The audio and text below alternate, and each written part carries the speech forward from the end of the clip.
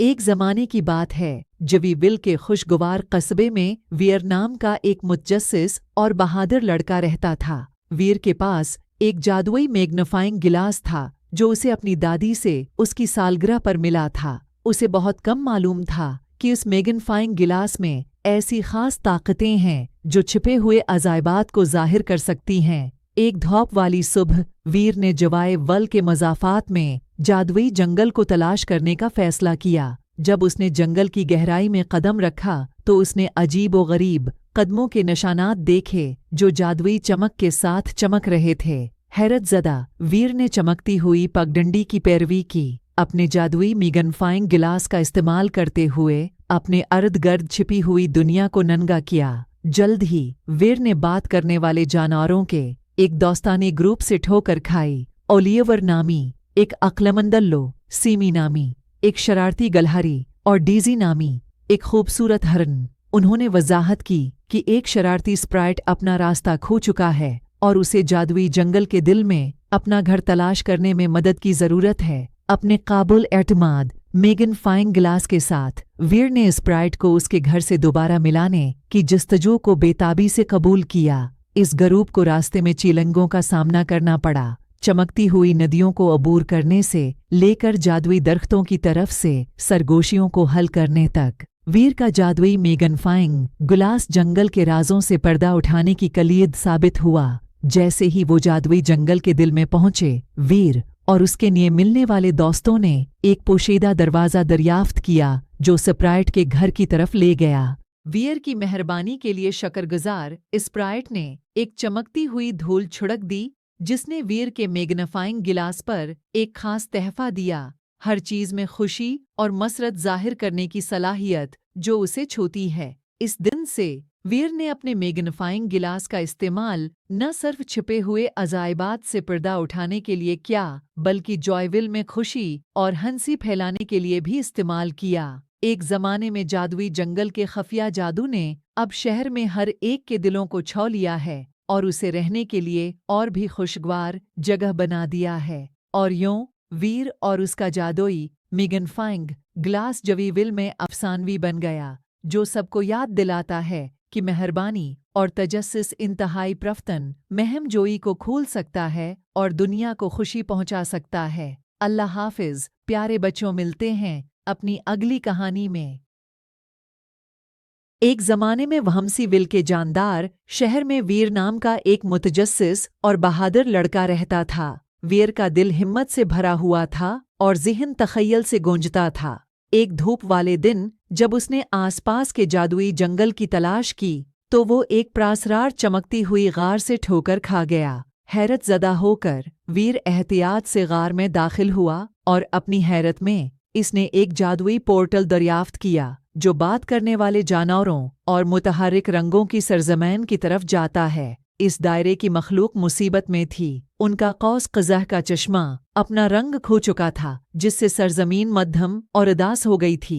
वीर बहादुर नौजवान लड़का होने के नाते कौस कज़ह के चश्मे के रंगों को वापस लाने की जिम्मेदारी अपने ऊपर ले ली। उसने एक जस्तजू का आगाज किया। रास्ते में स्पार्कल दी, वाइजल्लो और टॉयजल दी शरारती गलहरी जैसे अजीब और गरीब किरदारों से मुलाकात की। हर दोस्त में मनफरिद सलाहियत थी जिसने वीर को चैलेंजों पर काबू पाने में मदद की। विस्परिंग वोर्ड्स और क्रिस्टल हल्स के जरिए वीर और उसके लिए मिलने वाले दोस्तों ने फाउंटेन के जादू को बहाल करने के लिए रंगीन जवाहरात इकट्ठे किए थे। उन्होंने मुश्किल पहेलियों का सामना किया, जादुई मखलूक से दोस्ती की और यहाँ तक कि शरारती रंगीन चूर एक डरपोक मखलूक जिसने मुतहर्रिक रंगों को चराया था को पीछे छोड़ दिया। जैसे ही वीर और उसके दोस्त अंदर दख्श के चश्मे के करीब पहुंचे, उन्होंने जवाहरात को उसके पानी में रख दिया। रंगों की एक चमकीली फट ने आसमान को भर दिया,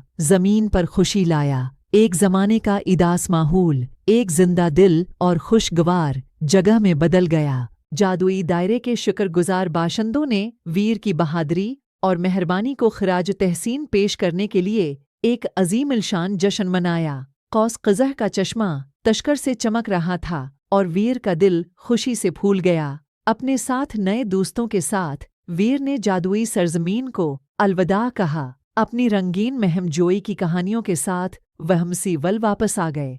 इस दिन से आगे वीर वहमसीवल में एक हीरो बन गया, जिसने दूसरे बच्चों को इनकी हिम्मत और तख़य्युल को कबूल करने की तरगीब दी। और उस तरह शहर कहकाओं से गूंज उठा और वीर और उनके नक्श कदम पर चलने वाले तमाम बच्चों के दिल में महमजोई का जज्बा जिंदा रहा। वीर एक नौजवान लड़का जिसका दिल तजस्सुस से भरा हुआ था, अपने पड़ोसी के गिराज में एक पुराने जहाज से ठोकर खा गया। इसकी हैरत की बात यह है कि स्पार्कल एक्सप्लोरर नामी स्पेसशिप एक दोस्ताना बीप के साथ जिंदा हो गई। हेलो वीर, मैं स्पार्कल हूँ, आपका इंटरगैलेक्टिक दोस्त। एडवेंचर के लिए तैयार हूँ? चमक चहचहा। खिला में जाते ही वीर के अंदर जोश वो खरूश छा गया। उन्होंने मार्शमेलो पहाड़ों वाले किंडी सैयारों का दौरा किया, खिलाई जानवरों से बातें कीं और यहाँ तक कि डिस्को बालिस से बने सैयारे पर डांस पार्टी भी की। एक दिन वह उदास बादलों के साथ एक उदास सैयारे का सामना करना पड़ा। वीर ने पूछा, क्या बात है? सैयारे ने वजाहत की, मैंने अपनी धौप खो दी है, खुशी फैलाने के लिए प्राज़म। वीर और स्पार्कल ने आसमान में एक बड़ा समाइली चेहरा बनाने के लिए स्टार डस्ट इकट्ठा किया। एक बार आदास सैयारा खुशी से चमक रहा था और बादल रोई की मिठाई में तब्दील हो गए थे। जब उन्होंने अपना सफ़र जारी रखा, वीर को मालूम हुआ कि एक छोटा लड़का भी मेहरबानी और तख़य्युल से बड़ा फ़र्क कर सकता है। यादों से भरे दिल के साथ वीर और स्पार्कल दोबारा एक साथ कायनात के अजायबात को दरियाफ्त करने का वादा करते हुए घर वापस आए। एक ज़माने में उमैड्स की मुतहरिक सरजमैन में वीर नामी एक जिंदा दिल लड़का रहता था। वीर को जादुई घास के मैदानों और जादुई जंगलात की तलाश करना पसंद था, जो उसके रंगीन घर को घेरे हुए थे। एक दिन जब वीर अंदर दख्श के रास्ते पर जा रहा था, उसने एक शानदार शेर को ठोकर मारी, जिसका नाम लियो नामी सुनहरी अयाल था। वीर और लियो जल्द ही बेहतरीन दोस्त बन गए। उन्होंने अपने दिन खुलते फूलों के दरमियान छिप छुपाते और ज़मर्द के दरख्तों के साये में कहानियां बांटते गुजारे। एक धूप वाली दोपहर जब वह गपशप कर रहे थे, सपारला नाम की एक छोटी चिड़िया फड़फड़ाकर वीर के कंधे पर बैठ गई। सपारला एक छोटा सा परिंदा था, जिसके पन कौस कज़ह की तरह रोशन थे। वीर और लियो की दोस्ती से मुतासिर होकर सपारला ने उनकी महमजोई में शामिल होने का फैसला किया। एक साथ तीनों ने अपनी रंगीन दुनिया के अजायबात दरियाफ्त करते हुए दिलचस्प सफ़र का आगाज़ किया। एक दिन जब वो चमकते घास का मैदान तलाश कर रहे थे, तो वो एक जादुई झील से ठोकर खा गए। वीर ने नीचे एक चमकती हुई चीज़ को देखा, जवाहरात से मज़ीन एक खूबसूरत चमच जो सितारों की तरह चमक रहा था। चमच एक हल्की सी चमक से घरा हुआ था और वीर जानता था कि ये कुछ खास है। स्पार्ला को कंधे पर और लियो को इसके पहलू में लेकर वीर ने एहतियात से जादुई चमच सा झील की गहराइयों से निकाला। जैसे ही वीर ने उसे थाम लिया, एक जादुई चमक ने उन्हें लपेट लिया और घास के मैदान और भी मुतहरिक हो गए।